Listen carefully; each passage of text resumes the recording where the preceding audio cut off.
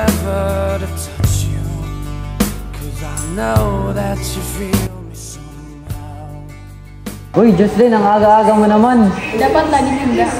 Relax ka lang muna dahil chill muna.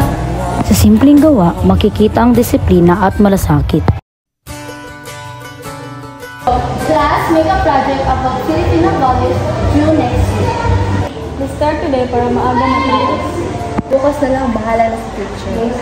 Ang bahala na ay parang pagsuko bago pa magsimula. 'Cause I know that you feel me somehow. You're the closest to heaven that I'll ever. Erika, ikaw naman sa drawing.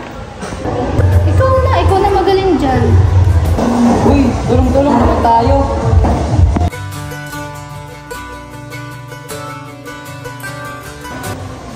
Sorry guys, ako na sa layout. Yan, Ben.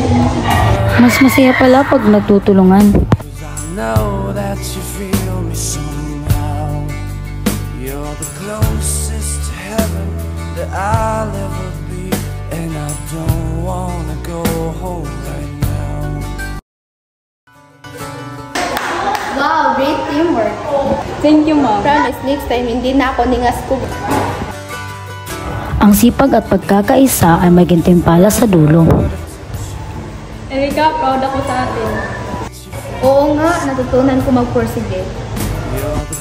Lahat tayo ay may kabutihan at kahinaan, pero kung pipiliin natin gumawa ng tama, mas gaganda ang ating kinabukasan.